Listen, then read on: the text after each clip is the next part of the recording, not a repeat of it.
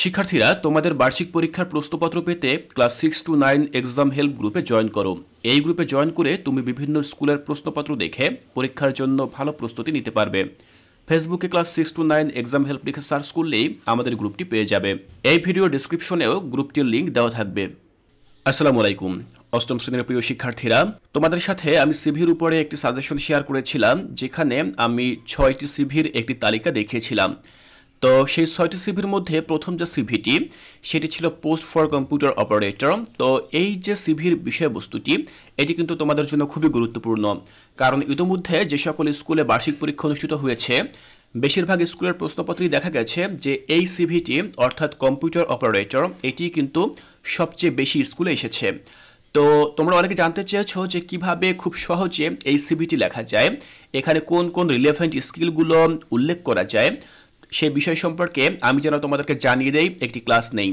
তো তোমাদের অনুরোধের উপর ভিত্তি করে কোর্সটিকায় আজকে মূলত আমি পোস্ট ফর কম্পিউটার অপারেটর এই বিষয়টির উপরে একটি পূর্ণাঙ্গ সিভি লিখে দেখাবো, যাতে করে তোমরা খুব সহজেই এই বিষয়টির উপরে একটি সিভি লিখতে পারো। তাহলে চলো দেখে নিচ্ছি যে কিভাবে আমরা এই বিষয়টির উপরে একটি সিভি লিখব। শিক্ষার্থীরা, তোমরা জানো যে সিভি লেখার শুরুতেই আমাদেরকে একটি কভার লেটার লিখতে হয়। তো আমরা প্রথমে একটি কভার লেটার লিখব। দেখো আমি এখানে তারিখ দিয়েছি 1 ডিসেম্বর 2024। তারপর তোমরা টু লিখবে, এরপরে লিখবে দ্য ডিরেক্টর, এরপরে তোমরা প্রতিষ্ঠানের নাম লিখবে, ঠিকানা লিখবে। এখানে প্রতিষ্ঠানের নাম ঠিকানা এটি কিন্তু আমি ফাঁকা রেখেছি। এর কারণ হচ্ছে তোমাদের পরীক্ষার যে প্রশ্নপত্র সেখানে কিন্তু উল্লেখ থাকবে যে কোন প্রতিষ্ঠানের হয়ে তোমাকে সিভি লিখতে বলা হবে। তোমার প্রশ্নেই কিন্তু সেই প্রতিষ্ঠানের নাম দেওয়া থাকবে, তুমি সেই প্রতিষ্ঠানের নামটি দেখে এখানে হুবহু লিখে দিবে। এরপরে তোমাকে সাবজেক্ট লিখতে হবে। তো আমাদের সাবজেক্ট কি? আমাদের সাবজেক্ট হচ্ছে application for the post of a computer operator, অর্থাৎ কম্পিউটার অপারেটর পদের জন্য একটি আবেদনপত্র। তো আমরা ঠিক এভাবে লিখলাম। এরপরে আমরা শুরু করব ঠিক এভাবে, দেখো, sir, I would like to inform you that from the advertisement published in the Daily Ittifaq newspaper on 15 November 2024, I came to know that you have some vacant post of computer operator in your company. দেখো এখানে বেশ বড় একটি বাক্য, কিন্তু তোমাদেরকে ঠিক এভাবেই লিখতে হবে। আমি এখানে লিখেছি যে আমি একটি তথ্য জেনেছি দৈনিক ইত্তেফাক পত্রিকায় 15 নভেম্বর 2024 তারিখে প্রকাশিত একটি বিজ্ঞাপনের মাধ্যমে যে আপনার এই প্রতিষ্ঠানে কম্পিউটার অপারেটর পদে বেশ কিছু খালি পদ রয়েছে। তো এখানে তোমরা সেই পদের নাম কিন্তু অবশ্যই উল্লেখ করবে। দেখো আমি লাল কালি দিয়ে উল্লেখ করেছি, তবে অবশ্যই তোমরা কিন্তু এখানে লাল কালি ইউজ করবে না, এখানে তোমরা কালো কালি ইউজ করবে। আমি এখানে লাল কালি ইউজ করেছি যাতে করে বিষয়টি হাইলাইটেড থাকে তোমাদের কাছে, তোমরা যেন স্পষ্টভাবে বুঝতে পারো তোমরা কোন পদের জন্য আবেদন করছো সেটি কিন্তু অবশ্যই তোমাদের অ্যাপ্লিকেশনে উল্লেখ থাকতে হবে। তারপরে আমি লিখেছি অ্যাজ অ্যান ইন্টারেস্টেড ক্যান্ডিডেট, একজন আগ্রহী প্রার্থী হিসেবে। ক্যান্ডিডেট শব্দের অর্থ হচ্ছে প্রার্থী। একজন আগ্রহী প্রার্থী হিসেবে I would like to apply for this post, আমি এই পোস্টের জন্য আবেদন করতে চাই বা অ্যাপ্লাই করতে চাই। Here's my curriculum vitae and other documents attached for your wise consideration. এখানে আমি আমার সিভি যুক্ত করে দিলাম এবং এর সাথে অন্যান্য যে ডকুমেন্ট বা অন্যান্য যে নথিপত্রগুলো রয়েছে সেই সকল নথিপত্র বা কাগজপত্রগুলো আমি অ্যাটাচ করে দিয়েছি ফর ইউর ওয়াইজ কনসিডারেশন, আপনার বিজ্ঞ বিবেচনার জন্য। ঠিক এভাবে আমাদেরকে লিখতে হবে। এরপরে আমরা লিখব যে I therefore hope that you would kindly call me for the next proceedings. সুতরাং আমি এটা প্রত্যাশা করব যে আপনি আমাকে পরবর্তী যে প্রক্রিয়া সেই প্রক্রিয়ার জন্য আপনি আমাকে ডাকবেন, এটি আমি প্রত্যাশা করব। শিক্ষার্থীরা, তোমরা এই শেষের এই অংশে এসে অনেকে ভুল করো, অনেকেই তোমরা ডিরেক্টলি লিখে দাও যে আমি আশা করব আমাকে চাকরিটি দেবেন। তো এ ধরনের আসলে লেখা উচিত না, সেটি হোক পরীক্ষার খাতায় অথবা প্রফেশনালি তুমি যখন কোথাও ব্যবহার করবে তখনও এভাবে লেখা উচিত নয়। তোমরা সবসময় লিখবে এটা যে আমি আশা করব পরবর্তী প্রক্রিয়ার জন্য আপনি আমাকে ডাকবেন। তুমি সরাসরি সেখানে এভাবে লিখবে না যে আমাকে চাকরিটি দিয়ে দিন, এভাবে কিন্তু কখনোই লিখবে না, সেটি কিন্তু অবশ্যই দৃষ্টিকটু দেখায়। তো যাই হোক, আমরা এভাবে লিখলাম এবং শেষ করলাম ঠিক এভাবে, সিনসিয়ারলি ইয়োর। তারপরে তুমি এখানে তোমার নামটি লিখে দিবে। আমি আমার নাম লিখেছি নমুনা হিসেবে। ঠিক এভাবে আমরা কম্পিউটার অপারেটর পোস্টের জন্য একটি কভার লেটার লিখতে পারি। তো কভার লেটার লেখাই শেষ না, এরপরে আমাদেরকে চলে যেতে হবে মূল সিভিতে, যেখানে আমাদের সম্পর্কে সকল তথ্যগুলো উল্লেখ থাকবে। তো চলো আমরা দেখে নিচ্ছি কিভাবে একটি সিভি আমরা লিখতে পারি।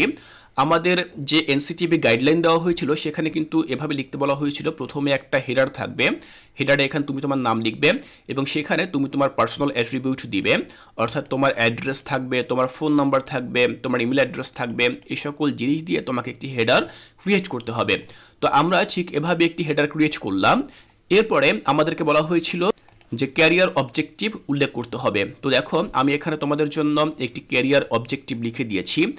এই ক্যারিয়ার অবজেক্টিভ বা জীবনের লক্ষ্য উদ্দেশ্য তোমরা এটি ঠিক এভাবেই লিখে দিতে পারো, এটা কিন্তু খুবই সহজ। আমি তোমাদেরকে বাংলায় অর্থসহ এটি বুঝিয়ে দিচ্ছি। দেখো আমি লিখেছি I am to continuously enhance my knowledge and skills. দেখো আমার উদ্দেশ্য হচ্ছে অবিরতভাবে বা বিরামহীনভাবে enhance my knowledge and skills, আমার জ্ঞান এবং দক্ষতা বৃদ্ধি করা, laying a strong foundation for my future academic and professional journey.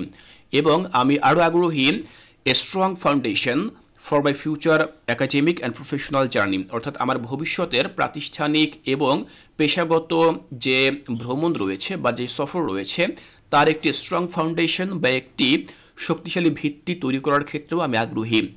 My goal is to explore opportunities, আমার লক্ষ্য হচ্ছে অপরচুনিটি বা সুযোগগুলোকে এক্সপ্লোর করা, অন্বেষণ করা। That will develop my problem solving abilities, যেটা কিনা আমার সমস্যা সমাধান করার যে সক্ষমতা রয়েছে সেটাকে ডেভেলপ করবে, উন্নত করবে। টিম ওয়ার্ক, আমার দলগত কাজের দক্ষতাকে উন্নত করবে। অ্যান্ড লিডারশিপ স্কিলস, আমার নেতৃত্ব দানের যে ক্ষমতা বা দক্ষতা সেটিকে উন্নত করবে। Preparing me for a career in a field, আমাকে এমন একটি ক্যারিয়ারের জন্য সে প্রস্তুত করবে বা প্রিপেয়ার করবে where I can make a positive impact on society, যেখানে আমি সমাজের জন্য ভালো একটি প্রভাব বিস্তার করতে পারি। তো আমি এখানে ক্যারিয়ার অবজেক্টিভ হিসেবে যেটি লিখেছি তোমরা এভাবে লিখে দিতে পারো, অথবা তোমরা চাইলে নিজেদের মতো করে উপস্থাপন করতে পারো। এরপরে পার্সোনাল ডিটেলস, এখানে তুমি তোমার ব্যক্তিগত তথ্যগুলো লিখে দিবে। আমি এখানে আমার ব্যক্তিগত তথ্যগুলো লিখে দিয়েছি নমুনা হিসেবে। তুমি তোমারগুলো লিখে দিবে, তোমার নাম, তোমার বাবার নাম, মায়ের নাম, ডেট অফ বার্থ অর্থাৎ জন্মদিন, এরপরে অ্যাড্রেস লিখে দিবে, তোমার ফোন নম্বর, রিলিজিয়ান ধর্ম লিখে দিবে, এরপর ন্যাশনালিটি এটি তোমরা লিখে দিবে। তো আমি এখানে যেভাবে দেখিয়েছি তোমরা ঠিক সেভাবে লিখতে পারো। এরপরে আমরা চলে যাব এডুকেশনাল ডিটেলসে, অর্থাৎ আমাদের যে শিক্ষাগত বিস্তারিত তথ্য সেগুলো তোমরা এখানে উপস্থাপন করবে। এখানে আমি জিএসসি, এসএসসি এগুলো লিখে দিয়েছি। যদিও এই সংক্রান্ত তথ্যগুলো তোমাদের থাকবে না, তবে সিভি লেখার স্বার্থে তোমাদেরকে এখানে নমুনা তথ্য লিখে দিতে হবে। সেখানে তোমরা এক্সাম, বোর্ড, গ্রুপ, পাসিং ইয়ার এবং রেজাল্ট এগুলো তোমরা উল্লেখ করবে নমুনা তথ্য হিসেবে। এরপর তোমাদেরকে উল্লেখ করতে হবে রিলেভেন্ট স্কিল সম্পর্কে। দেখো এখানে রিলেভেন্ট স্কিল কি, তুমি যেই পদের অ্যাগেনস্টে একটি আবেদনপত্র সাবমিট করতে যাচ্ছ সেই পদের জন্য তোমার প্রাসঙ্গিক কী কী দক্ষতা রয়েছে। তো যেহেতু আমরা কম্পিউটার অপারেটর হিসেবে আমাদের সিভিটি সাবমিট করব, সেখানে আমাদের রিলেভেন্ট স্কিল কী কী হতে পারে। দেখো আমি লিখে দিয়েছি মাইক্রোসফট অফিস প্রোগ্রাম, সেটি হতে পারে ওয়ার্ড, এক্সেল, পাওয়ার পয়েন্ট এগুলো। তো এগুলোর উপরে আমার দক্ষতা রয়েছে, স্কিল রয়েছে। এরপরে দেখো অ্যাডোবি ফটোশপ, ইলাস্ট্রেটর অর্থাৎ ফটো এডিটিং বা ছবি এডিটিংয়ের যে সফটওয়্যারগুলো রয়েছে এগুলোর উপরে আমার ভালো দক্ষতা রয়েছে। ইন্টারনেট ব্রাউজিং, সেন্ডিং ইমেলস অর্থাৎ আমি ইন্টারনেট ব্রাউজ করতে পারি, ইমেল পাঠাতে পারি, ইমেল রিসিভ করতে পারি এগুলো। এরপর রয়েছে 4 নম্বরে সোশ্যাল মিডিয়া কমিউনিকেশন, সামাজিক যোগাযোগ মাধ্যমে আমি যোগাযোগ রক্ষা করতে সক্ষম। তো একজন কম্পিউটার অপারেটরের কিন্তু অনেকগুলো দক্ষতা বা অনেকগুলো গুণ থাকা প্রয়োজন, যার মধ্যে এই সকল গুণগুলো আমার রয়েছে, আর তাই আমি এগুলো উল্লেখ করে দিলাম। শিক্ষার্থীরা তোমরাও অবশ্যই চেষ্টা করবে যেই পদের জন্য তোমরা আবেদন করতে যাচ্ছ সেই পদের জন্য স্পেসিফিক কিছু স্কিল বা দক্ষতা উল্লেখ করতে। এরপরে আমরা সবশেষে রেফারেন্স দেব 2 জন ব্যক্তির। এখানে তুমি 2 জন ব্যক্তির রেফারেন্স দিয়ে দিবে যারা তোমার হয়ে সুপারিশ করবে, এবং সবশেষে তুমি তোমার নাম লিখে শেষ করবে। তো ঠিক এভাবেই আমরা একটি সিভি সাবমিট করতে পারি যখন আমাদের বিষয়বস্তু থাকবে application for the post of computer operator. শিক্ষার্থীরা আমি আশা করছি আজকের ক্লাসে আমি তোমাদেরকে যেভাবে দেখালাম যে একটি সিভি কিভাবে তোমরা লিখবে, এই সিভিটি দেখে তোমরা খুব ভালোভাবে এই বিষয়ের উপরে খুব চমৎকার একটি সিভি লিখতে পারবে। শিক্ষার্থীরা তোমাদের বার্ষিক পরীক্ষার জন্য অনেক অনেক শুভকামনা জানিয়ে আজকের এই ক্লাসটি এখানেই শেষ করছি।